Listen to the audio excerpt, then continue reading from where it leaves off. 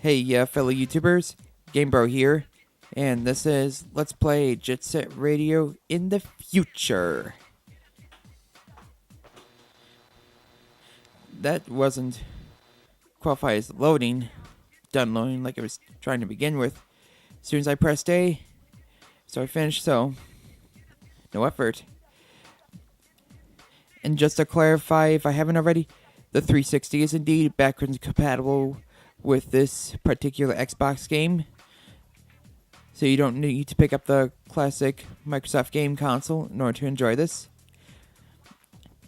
And I appreciate how much more sophisticated the character stats are this time around. I decided on combo for this part. What up, kid? Sadly, Cube is not a part of this game. Along with a few others, I brought her up because she appeared at the same time as Cube in the first game. So we finished up this area, 99th Street. Gotta head back to George Street. Well, let's grab some spray cans to make it a little easier to get back up to begin with. So, run, jump, run, jump. And I'm already failing with the X and Y tricks. Alright, there. Think I'm kind of getting the hang of it again. We shall grind on the dragon's back. What's more.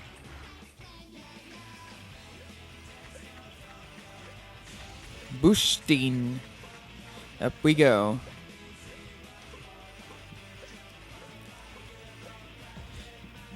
There are a couple of them trophies or souls to grab.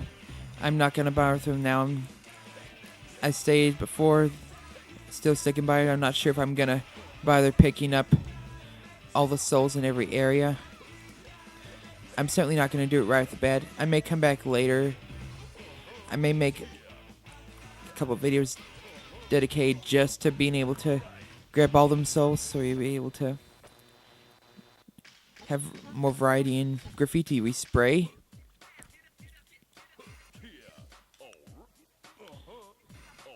Enlighten you, Roby says.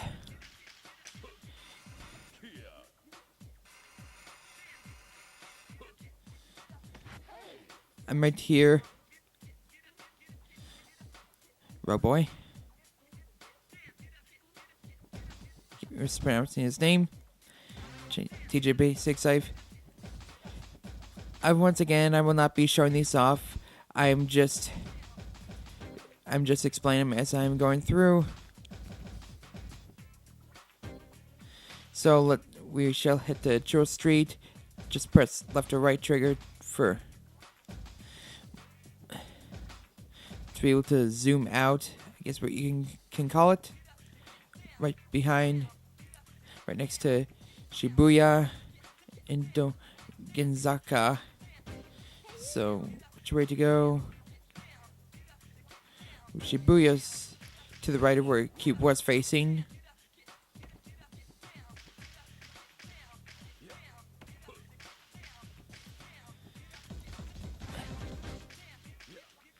While a few of the characters from the first are absent in this game, they clearly made similar models to replace them in this game, if that remotely helps. Yeah, let's run to Vans. That's a great idea. And somehow I earned a soul. I should have lost one, if anything. So straight on. To the next main mission we go. And thank God that birthday cake song is no longer playing. I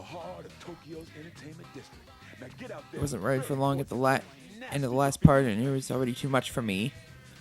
When that song shows up, and it most certainly will, unfortunately, I'm half tempted to just mute the TV. And I am certainly not alone in the opinion on how horrible of a song it is to have to listen to.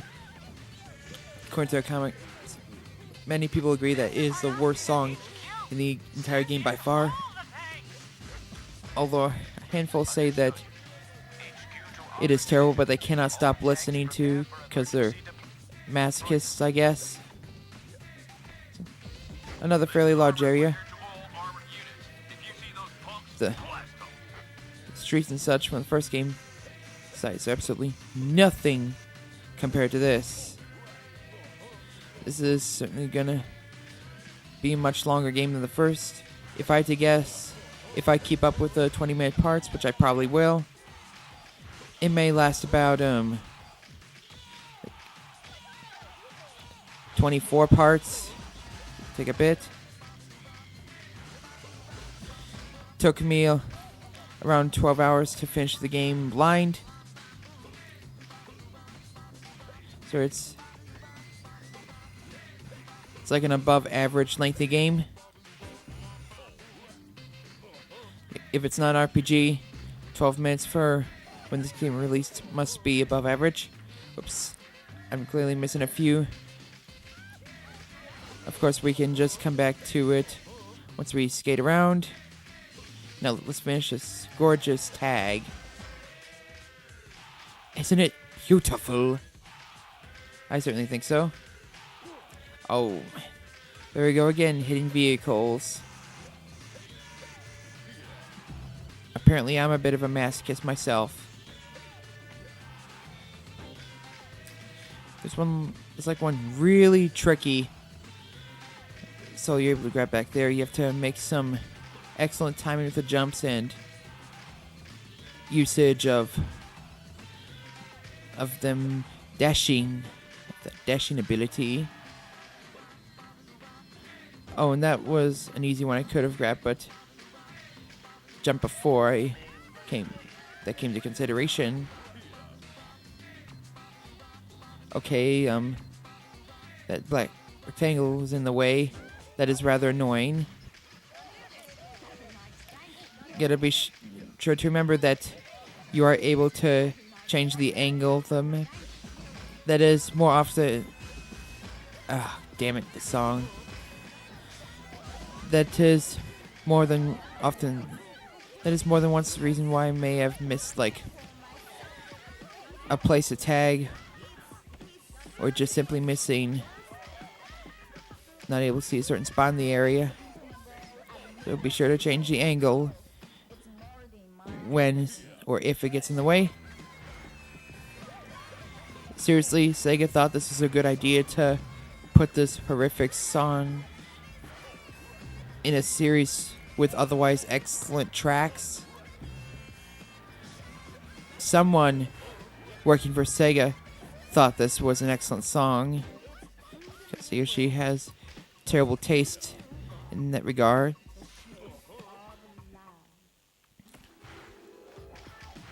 I do like how the tracks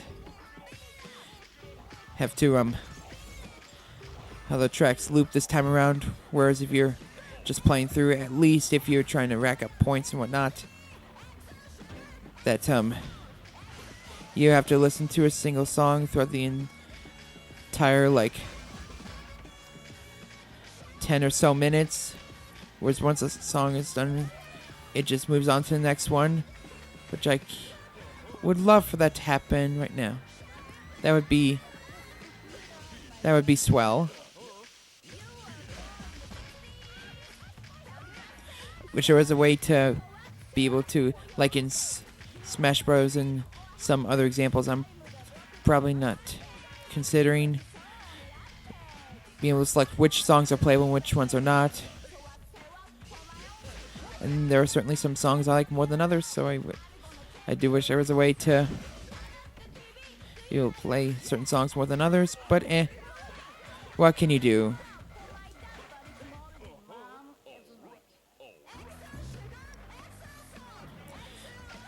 And oh yes, those cassettes, those are to be able to unlock some submissions.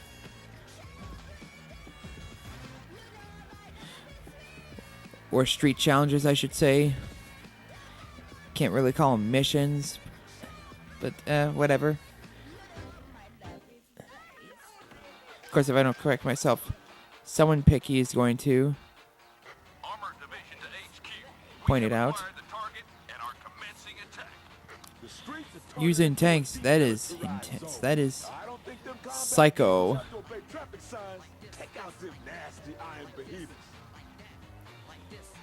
Nesty Iron Behemoths will be taken care of.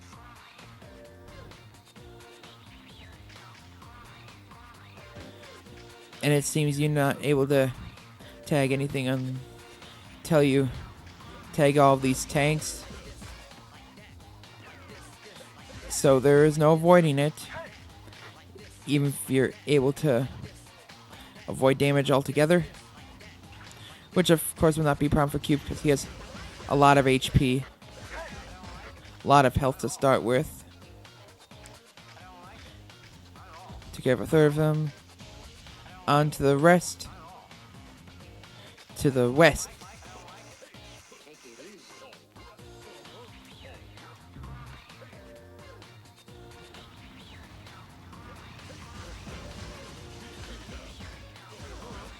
And voila.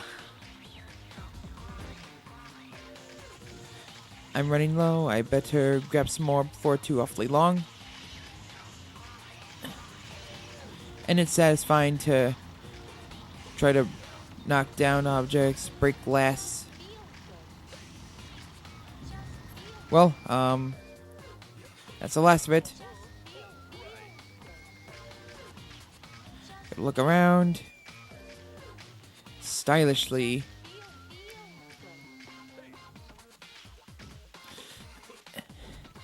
Recently, there have been two Sega-related anime that I have watched. Two of which, both of which I were not really impressed by. One of them is called Aoi Sekai no Chushin. It's a very, very loose. The very definition of loose. Kind of parody satire of the Nintendo Sega console wars. We have a parody of Sonic, parody of Alex Kidd. In traditional Japan times, taking care of the rival company known as Nintendo. Sega's called Segua. It's kind of a boring watch. The characters aren't very interesting. It's pretty much meh. But it didn't really upset me. Whereas the other one called Sega Hard Girls, I was kind of irritated by. It's about like gal human versions of some Sega consoles. Three main ones are called Mega Drive, Saturn, and Dreamcast. Those should be obvious if you are a Sega fanatic like me. They're going through challenges with a bunch of Sega references, even in Sega games themselves. I mean, Aoi Sekai, whereas Aoi was, while, man, I can't speak well. Aoi Sekai was very much subtle with the Sega references. There are very few that felt like it was potential that went to waste. But Sega Hard Girls, its very definition of Sega references, full of, and yet I despised it. I mean, Mega Drive was tolerable, but like Sega Saturn and Dreamcast were kind of stereotypical. Dreamcast was like the cheerful but annoying gal. Saturn's kind of tsundere-ish, tomboyish. I don't really consider those characters likable, and like during the Virtua Fighter episode, where to fight 100 opponents, you got completely random fighting a bunch of enemies that did not remotely resemble anything Virtua Fighter related, and it was so anticlimactic. I do not care to share the details, but also there's a Space Channel episode which especially they kept throwing crap at you. They have no care about consistency. They brought Gideus from Golden Axe just to lust after Ulala and the rest of the Sega gals. Brought in a fighter from Virtua Fighter. It was just a complete mess. While it was full of fan service for Sega fanboys and girls, it also actually brought in that can't say traditional, but the very commonly used in anime comedies, some ecchi scenes from the girl representing the Sega Saturn. I kid you not. A show like that did not need any of the ecchi stuff, but the director thought it was a good idea to bring it in. I didn't care for it at all. Aoi Sakai was boring, wasted potential, bland characters, but at least it had a coherent story. Sega Hard Girls was just a colossal mess, and if you make some full of Sega references that I couldn't stand, then it's clear that you have failed miserably. I dropped after about 4 episodes, and maybe it does get better. Maybe. Good for those who watched through more than the first 4 episodes and liked it more as it got further into the series, but I dropped and I completely lost interest in it. It's kind of too late for me. And as I'm speaking about Sega-related anime, I'm completely skipping some graffiti and just kind of skating around half the time. My apologies. Although there's an anime known as Bento that's full of Sega references. I mean, the plot didn't really interest me. But I have heard good things about it, so I should perhaps check it out one of these days.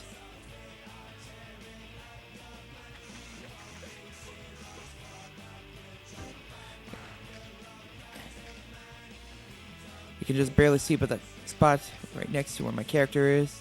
Yep, there it is. All this time.